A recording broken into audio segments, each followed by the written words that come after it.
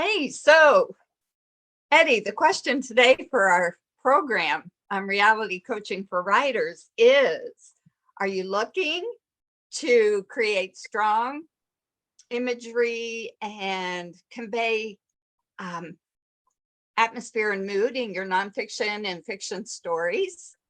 Yes, yes, I absolutely want to do that. Yes. So So that's welcome to Reality Coaching for Writers, where no, Eddie and I talk about what, Eddie? yeah, all the real stuff, no fluff, That's right. no bunny fluff, no bunny fluff. No, just Eddie's hair's fluffy today. Is that your pool hair? Yeah, no, I don't know what this is. I don't know what the hair deal's going on. It must be static or something. So the mood with we're going to talk about how to set the mood and the imagery and all that, and I guess turn poetry into prose. Is that what we're talking about today? Right. Yeah, Oh, that is. all right. Well, this was your topic, so I'm going to let you run with it, then I'll jump in a little bit. Okay. All right. I'm stealing some of this. I mentioned it in the short little reel last week whenever we had some technical difficulties, but I'm stealing this out of the chapter. But it's in a subtitle under image systems. And I thought this was interesting because Eddie, you brought it up. You said poetic. And I say that when I read something that really moves me. I say they're just such a poetic storyteller. And they give you a good idea of what I mean and what they mean when we use the word poetic as far as storytelling. Says poetic does not mean pretty. Poetic means an enhanced expressivity. It wants full expression. So whether a story's content is beautiful or grotesque, spiritual or profane, quiet or violent, pastoral or urban, epic or intimate, it wants full expression and a good story well told.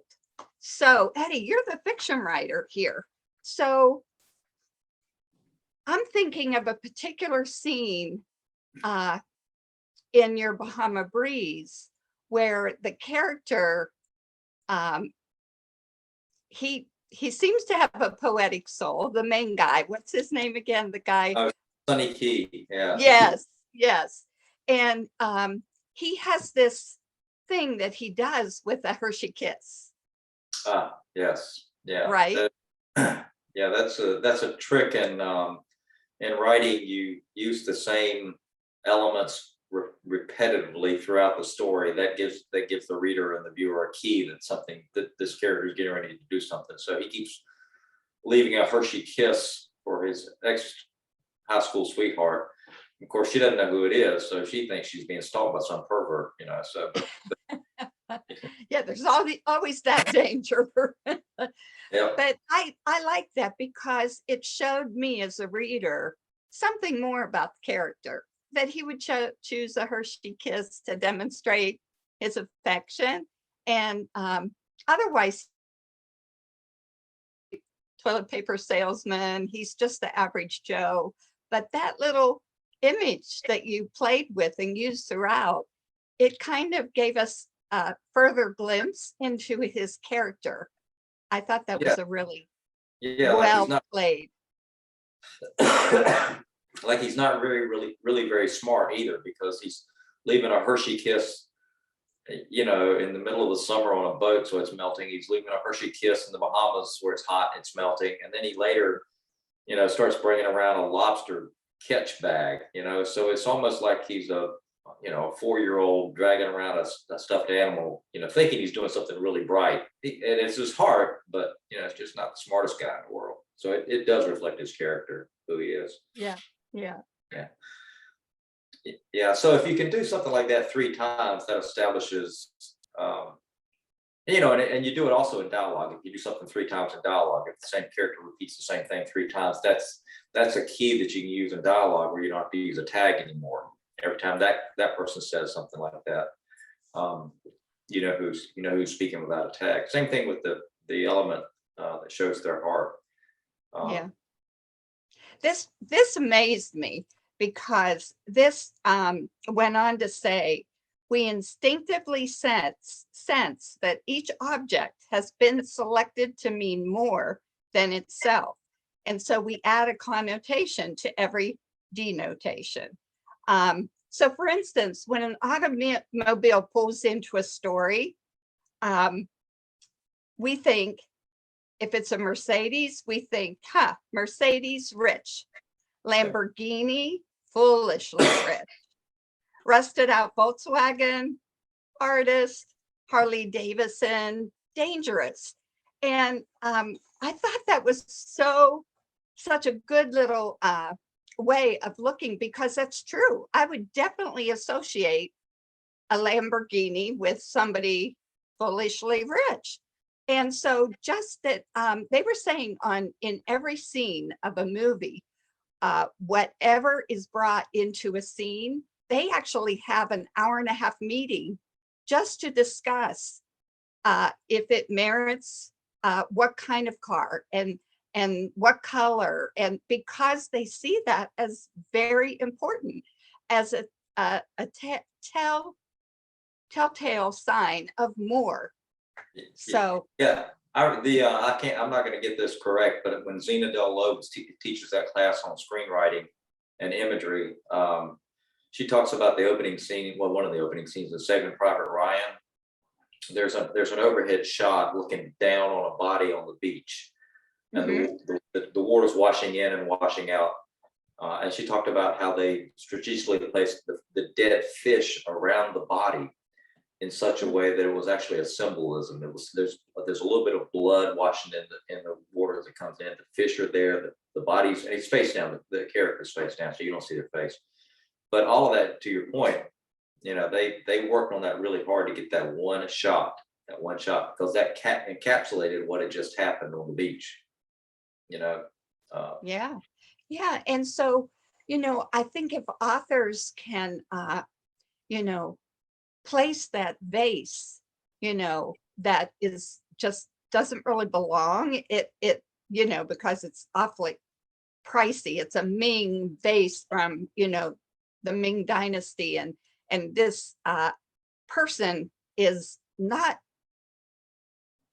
doesn't have an income that they could afford a Ming vase, so it kind of asks a question or causes the reader to kind of go, and then I think it just adds depth, to your storytelling. So I love this topic. Eddie, what do you use any tools, like any thesaurus? I know a lot of writers work with a thesaurus. No, I mean, there's the thesaurus in Word. I use Google a lot to search for words in Google. But mainly I'm using words for that would reflect action. So that's what I'm looking for. So I'm, instead of somebody ran, they sprinted, they dashed, things like that, because that's a different type of running. I like that. Yeah. You don't have to say he ran quickly. You can say he took off in a sprint. That it implies that he's full out. Those are the kind of things I look for. I was thinking about this. I'm reworking one of my Cade Chronicle stories, and was working today on Kojak. He's a guy that shows up. Not Kojak himself. These people are impersonating old 70 detectives in this group, right? But I was thinking about Kojak and the lollipop. Kojak always had a lollipop, right? And Columbo always had a cigar that he never seemed to smoke. He just kind of carried it with him. But that lollipop, and I was thinking today, I was like, I wonder if that was a symbolism. Like Kojak thinks everybody's a sucker. Like the criminals are suckers, right? They think they're going to get away with it. And he's pulling this lollipop out going, you're just a sucker, man. You just, you're going to get caught. I wondered about that this morning when we were getting ready to do this topic, because I was thinking it's part of who he is, right? Yeah, definitely. And let's think of other characters too, like Monk. He's constantly cleaning surfaces. because he's obsessive compulsive. So, that's just part of his character. And they don't overuse it, but they use it just exactly in the right amount that reminds you constantly that, okay, because with his OCD comes a astute eye of observation. He catches things that other people just, miss. So these are all things that can add, depth to your story and character. And what about mood, Eddie? What are some, ways you convey a mood? Like fear. You use, you're a mystery writer. So how do you convey, what words do you, in the one you're currently rewriting, can you think of some words that convey the emotion and the fear, or their glee, or? Well, yeah, I mean, there was in the rewrite that I'm doing now. There's a bridge over the Pocono River in Rockefeller Park in Sleepy Hollow. That's a lot to say. Um, and I wasn't sure what the name of the bridge was. I mean, it's I was trying to track down this one bridge and I had to do all this stuff. Anyway, it turns out the name of the bridge is Gory Bridge, Gory, Gory Bridge. And I thought, well, perfect, because that's where the victim is. She's underneath the bridge. So now I'm changing the chapter title to Gory. I forgot what it's, something about Gory Bridge, right? But anyway, because that just implies, just that one word implies that something bad is going to keep happening at this bridge, right? So that one word, kicks around that. Yeah. You don't find those too often. You normally have to kind of work at them. When I did the Bahama Breeze thing, I deliberately named the island Cockroach Key, because this was not, a plush resort, right? That was the intent. It's not a plush resort, right? So I named it Cockroach Key because that has a repulsive connotation. You don't want to be on Cockroach Key. Right. And it makes you laugh at the kind of person that would book a vacation stay on Cockroach Key right away. Yeah, I would turn, Heartline, working for Heartline, we had a New York Times bestselling author. I mean, this woman was very successful, but she lived on Starvation Lane. And I always thought I would just move off of Starvation Lane, but it didn't seem to hinder her in any way. But every time I had to mail the royalty checks back in the day, we used to do that, I would laugh. I just would literally laugh every time I wrote that name on the envelope. Starvation Lane. That is not where any author really wants to land, No, but that's probably closer to the reality of most starving authors. So it's a good place to start from, I guess. Yeah. Well, and then you're right, because word choice is so important, because a movie, you have the music that kind of lets you know something. Yeah. Something's creeping up on somebody, right away. The music introduces the mood, and they have other ways, but writers have to have specific word choices. Yeah. Yeah. We do. We use closed caption when we watch TV now, so I can hear everything. And I'm constantly, when Benny's up, going back in the kitchen to get water or something like that, I'll read what the music is, and I'll go, ominous music, suspenseful music, because that's what they show in the closed caption, suspenseful music, Right. But you're right that the music works really well, and for setting the mood in description, it's a little more difficult. A lot of times what I do is you have to delve it out little bits at a time. You don't want to overload. So it's like a breadcrumb thing. You start with something that maybe not looks scary. It looks okay. And Stephen King does this really well. You just tell something, this is just a normal day or normal night. Everything's going fine. There's this one element that it doesn't necessarily mean scary. It could be scary, right? A knife, anything sharp can either be dangerous or just a tool that you use to open a box, right? So you don't know at the beginning, but eventually as you go through the process, you realize, ooh, this knife, this pair of scissors is going to be used in a violent act, and King does that really well. The other thing that King does really well for setting mood, there's a trick. well, I don't know what they call it. I call it the false pheasant. The false pheasant. Okay, and The that false is pheasant? the false pheasant, the bird. Okay, Okay. okay. So what you do is you have an individual who's alone in the woods. It's dark or getting dark. They maybe have one light, and it's an isolated place. And then they begin to hear things, limbs snapping, Wow. birds fluttering away. You give about 3 of those things to let the reader know that something's going on here, and the character, he's aware of it or she's aware of it, but they don't really know what to do with it, right? And the more you go on with that, the worse it gets, right? The person may hear heavy panting, right? Well, that's not good. If you hear heavy panting in the wood, that's something big, right? Goes on and on. And so eventually King does a really good job of building it up to the point where you're sure something bad is getting ready to happen. And it does. Something flies at the guy, right? It's a bird. It's just a turkey, that's in the woods that got startled, and it comes at the guy. That's the false attack. Okay. So if that happens, then because the guy goes, oh, okay, and he relaxes. That's the relax moment. As soon as you see that in story or on the movie, hold on to your chair, because the bad things really get ready to come. Right. So there's that. Right. Yeah. That's good. That's really good. But King does that really well. He does it. He does with things are scratching at the door. That and like I said, you only need about 3 of those to set. You need 3 of anything to set the line. 2 points don't really point anywhere. It can be a box, but if you have 3 points, then you've got a line going somewhere. And that's really why the trilogy, the 3 works. Once you've got 3 items, 3 pieces of dialogue, then you're pointing the reader in a direction. You're sending them in a direction, and they'll continue to anticipate that direction until you change the direction. So that's why the 3 works really well.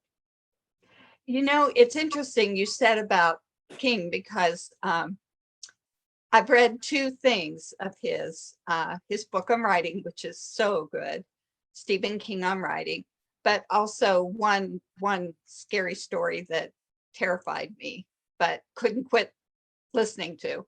But I used to, when I was young, go to Alfred Hitchcock movies all the time.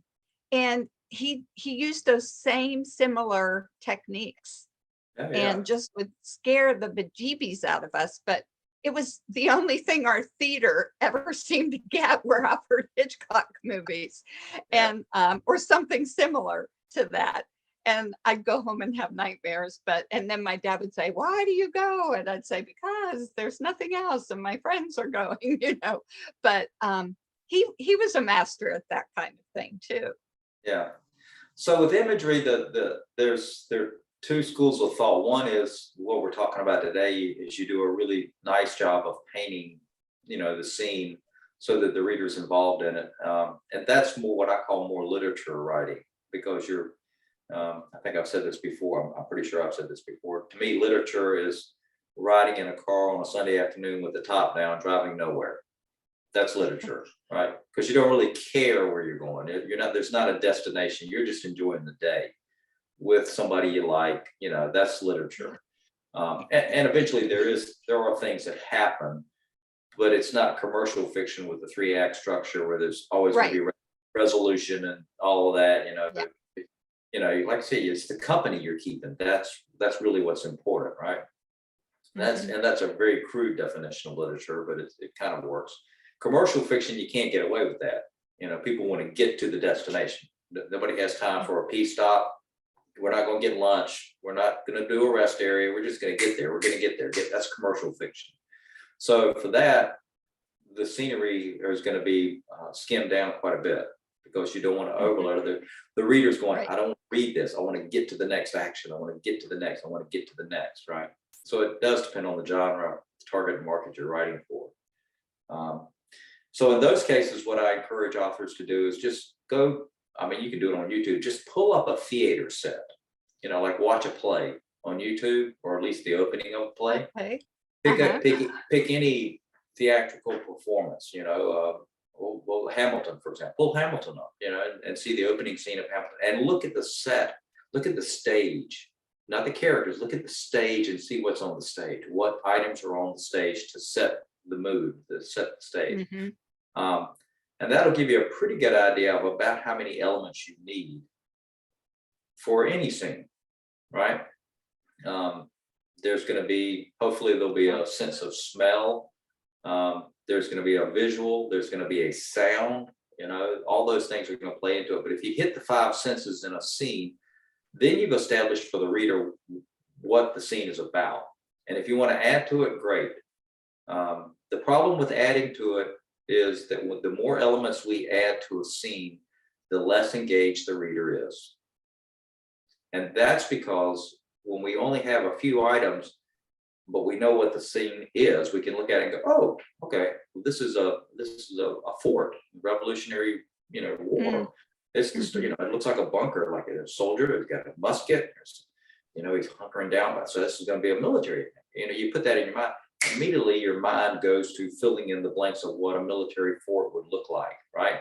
Yes. The more items you have in it, the less I can participate in the scene because somebody's already put that element in there. Oh, I can't do that because he's already got that one there. That one's there. So it is one of those things you put in just enough to get the scene established, and then you let the reader fill it in with the rest. Yes, that's great. That's so often in editing, it's that resist the urge to explain, which means let life experience of the person, the reader, fill it in. Like you said, if you give me a few things, I can put myself in that fort. Right. I can put myself in that home kitchen, or I could put myself on that street in a city or in the country. So that's excellent. It's that right balance of not overdoing it, but just giving them enough. Yeah, my mom did. She wasn't even trying to do this when I was a kid, but she would.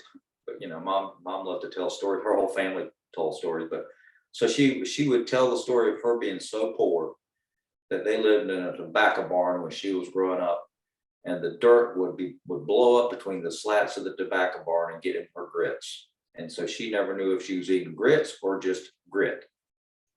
Well, that's all you need to hear, right? Yeah. Immediately, everybody knows if you've ever seen a barn, you can paint the rest of the scene and just that's poverty, right? That's Right. you know that the elements are coming in. You don't need to say anything more about how cold it is or how hot it is. It doesn't make any difference. Whatever the weather is, that's what you're experiencing in the barn. Anyway, and I just learned from just listening to her talk about that, how she grew up, that you don't need a little bit. If you've ever primed tobacco and you've gotten the tobacco sap, the goo on your fingers, and you can't get it off, that's all you need to know about tobacco, is you can't get it off. It's just a sticky substance. And, if you're out in the field, it's hot all day, you can't wipe your brow, because if you do, you got stick, Yeah. So you only need a few of those to paint the scene. That's good. That's good. So we need mood, we need place, and character. What else are we trying to show? Well, it's interesting when I think I've said, I can't remember if I said this or not, but when I teach Bob the what we call the Jesus study down at Moore Square, that's the way I encourage him to come to Scripture. Look at who the characters are. I mean, they're named. There's either named or they're identified by title. So it's either the Pharisees or a Pharisee, right? So it's either a name or a title. So that establishes importance of the character. What is being said? That's the dialogue. What's the setting? Like literally, where are they? What's the time of day? Right? If you read Scripture this way, it begins to make a whole lot more sense, and suddenly things come clear to you about the time of the day. We were talking last night. We were talking about the Passover on Thursday night. When Jesus said he eagerly wanted to celebrate the Passover with his disciples, right? Right. Well, when they sat down to eat, for us it was Thursday night, but when they sat down to eat that evening, it was Friday morning in Jewish time, because their days end at twilight and the next day starts, right? So it's a Okay. twilight to twilight for the Jewish people. So we think of Thursday night, which it is for us, but for them it was Friday morning. It was Passover had started for them. And same thing Okay. with, you know, I don't know if in Exodus that would have qualified or not. Yeah, I guess it would. I think it does qualify in Exodus. Anyway, so they ate the Passover meal, and this is a little bit of a rabbit. It's a little bit of a sheep. That's okay. But they ate the Passover meal as they were supposed to, based on the Exodus and Deuteronomy, Leviticus instructions, right? Because you're supposed to slaughter the lamb at twilight. So they would have slaughtered the lamb and then cooked the lamb and then had it that evening, right, for the evening meal.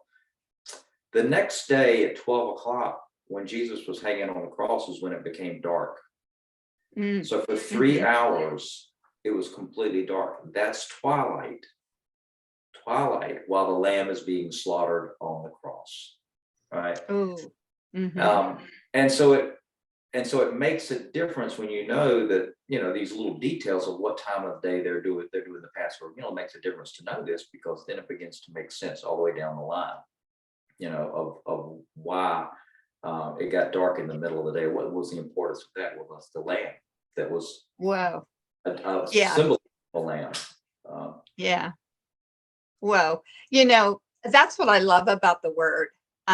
You get these nuances and these overlays that just, if you take the time to dig, you know, it's just, there's so much depth and so much more for us.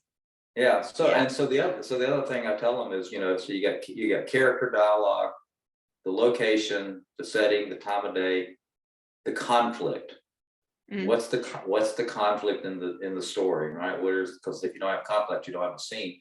So in scripture, especially in the New Testament, every time you read a block of something, there better be some conflict in there somewhere. And there's always Yeah. conflict.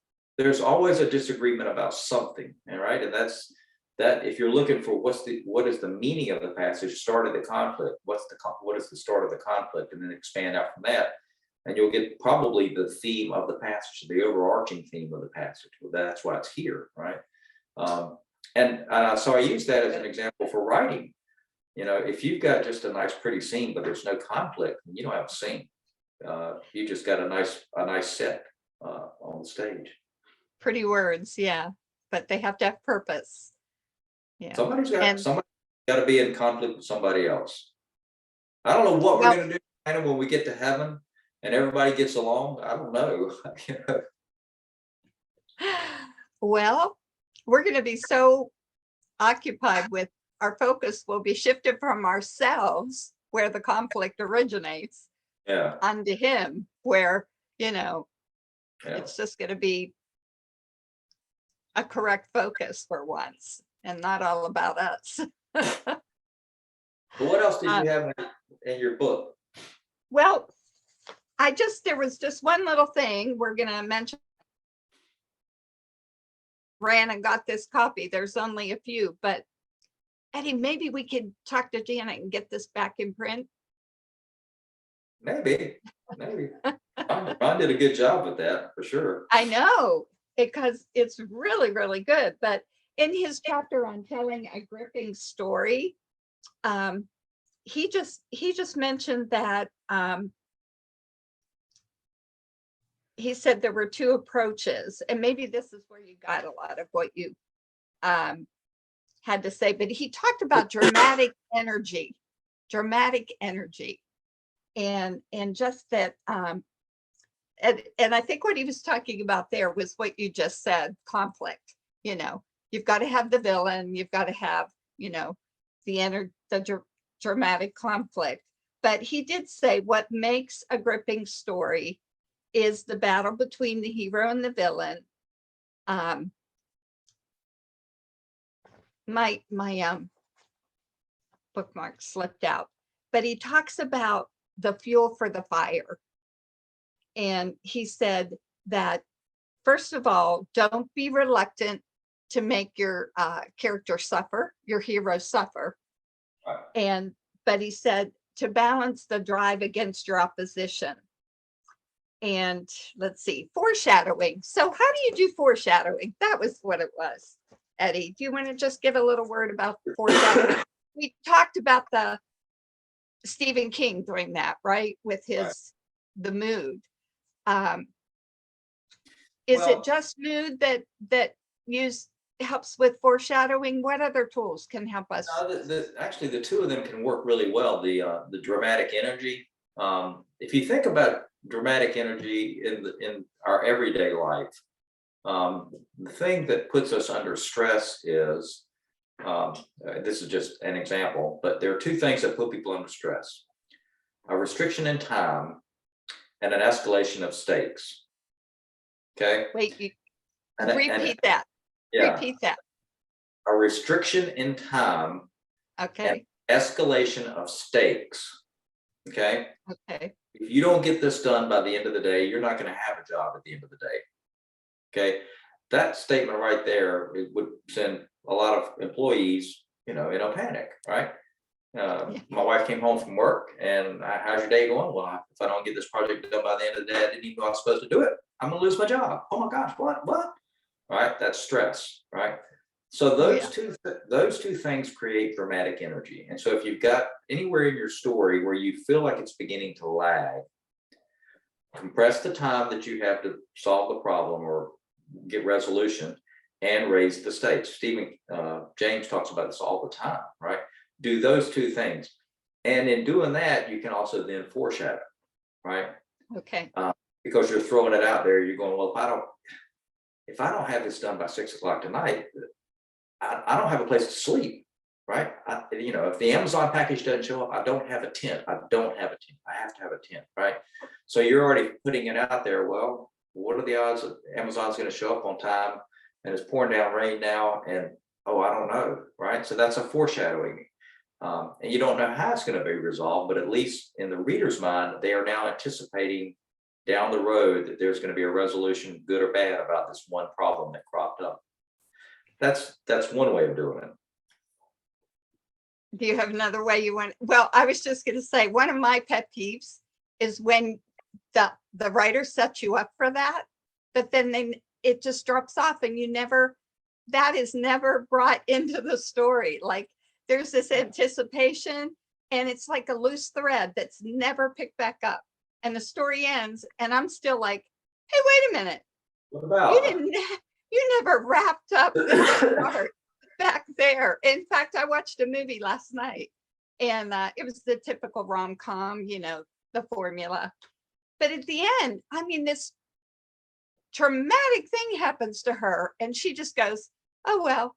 And I'm like, no way, no way, no way, no way. Come on. They just totally didn't go there. And it kind of made the story just wilt. Yeah.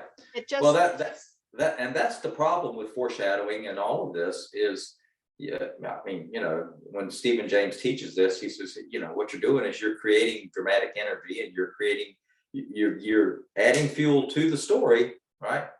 But right. you gotta give a payoff, and that's the problem. A lot of times there's not an easy payoff. You paint your characters into a corner and you sit there and look at it for weeks going, I don't know how to get this guy out of the corner. There's no way to get him out of the corner. I mean, there's nothing left. He's got nothing short of magic, and you can't use magic, right? So that's, I think for me at least, Diana, that's when I almost just have to drop the project. It's kind of like Al Gansky says, you just abandon the project at some point and go, well, until I come up with an idea, this poor guy's gonna be sitting in prison over here in this corner. He ain't gonna get out until we figure something out. Because you can't do that to your reader. They will not pick up your next book. They will not, Yeah, so you would limit the number of props that you add to the scene, but make each one count and hit the five senses so that everything is involved. It's a little bit harder to do it with smell. You can do that. It's a little bit, at least in theater, they don't have smell, right? You don't really normally see smell, although sometimes you might get gut smoke. But you hit the five senses, you're going to have the reader engaged. And then, like I said, if you compress the time and escalate and raise the stakes, you're going to create dramatic energy. And in doing that, you've created conflict, right? Because when people are Mhm. stressed, nobody's happy. Nobody's happy when people are stressed. Everybody's arguing, right? Right. So, yeah. That's good. Yeah, that's good. Well, also, there's a couple, some people like to use the thesauruses. That's a tricky one. I can read it better than I can say it. But they actually, I mentioned in that little short reel last week that there's this author, Becca Puglisi. She's written The Emotion Thesaurus. And then out of that, they've also come up with several other thesauruses for writers. And if you go to Amazon and put in the emotion thesaurus, her other books will come up. But they're tools that, I think if you sit with them sometimes in the evening when you're taking a break, you've painted yourself, say, into that corner, and you just need to back off.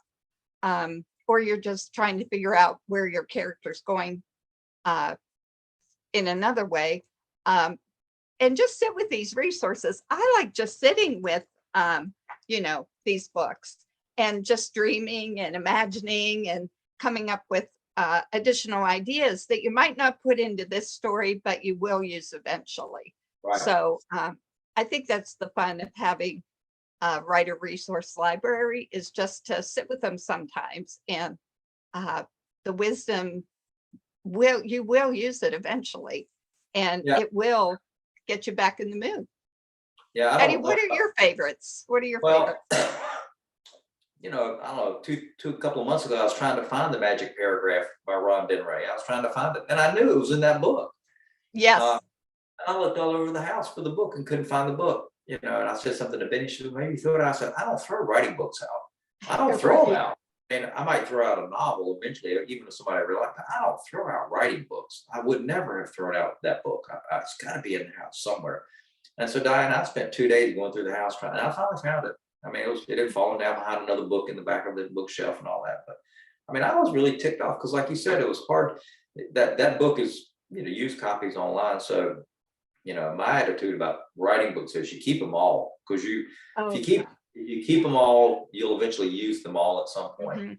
I've still got, I forgot now what the name of the volumes are, but Writer's Digest books. Back in the Yeah. 50s, they used to take the articles and put them together in a book. I've got those that I bought used years ago. And I'll still pull them out because it's Stephen King writing when he was young about how to write a story, suspense, right? Right. That's just gold.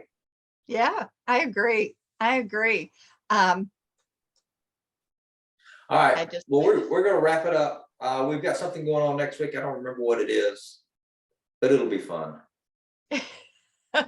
Oh, and one more thing. Save the Cat, which was written for screenwriters. It is now Save the Cat. They have a novel writing version. I just saw it. So there you go. Check that out. Way to go, Blake. Good job. All right. Yeah. See you Okay, next y'all week. have a good week. We'll catch you later. Bye-bye.